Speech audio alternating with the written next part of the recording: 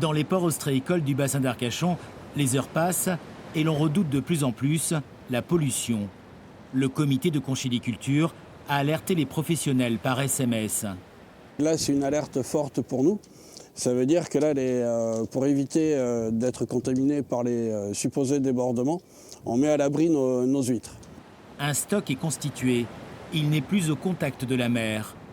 Il faut dire qu'à 4 km de là, de l'eau douteuse coule encore, comme un torrent. Une station de relevage est en défaut. Elle n'accompagne plus les eaux jusqu'à la station d'épuration. La situation exaspère les habitants. Ici, tout est mélangé. Si vous voulez, les eaux de pluie vont avec les eaux d'égout. Donc les capacités, il faudrait qu'elles soient monstrueuses quand il y a 15 jours de pluie comme ça.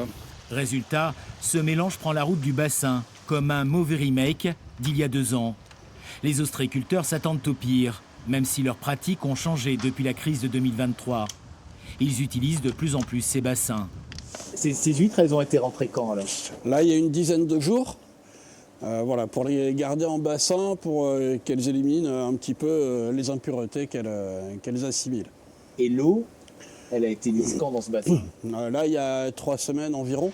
Bien avant les pluies, qui ont pu drainer la pollution. Dans l'après-midi, des analyses sont tombées.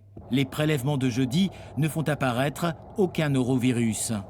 Il faut que les consommateurs nous fassent confiance, mais on attend des pouvoirs publics qu'ils fassent leur travail de leur côté.